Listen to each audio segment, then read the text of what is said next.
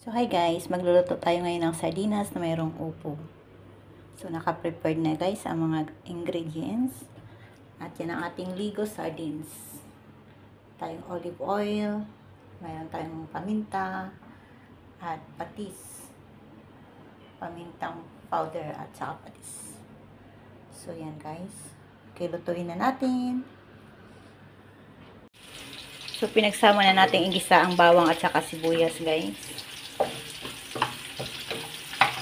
I-post muna natin ang video. So, nilagay ko na rin ang kamatis, guys. Kasi, hindi ko na siya ni-slice. Buong cherry tomatoes siya, guys.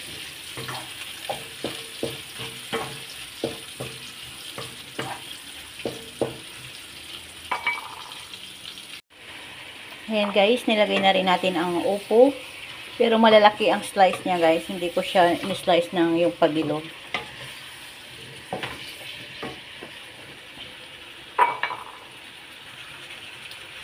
So, lagyan natin siya ng paminta.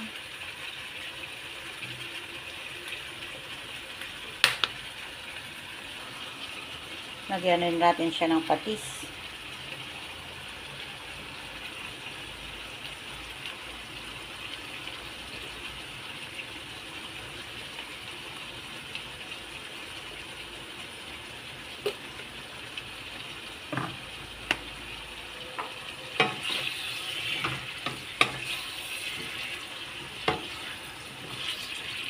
Takpan muna natin. Lutuin natin yung gulay. So, ilalagay na natin guys ang sardinas.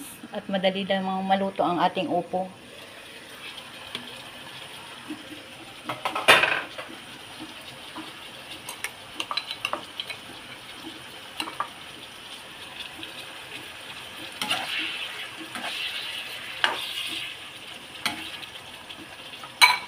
So, ibuhos na lang natin guys ito.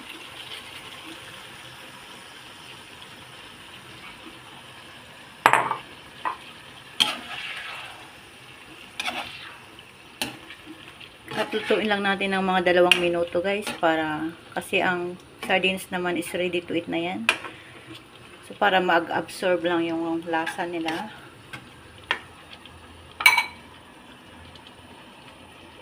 Thanks for watching.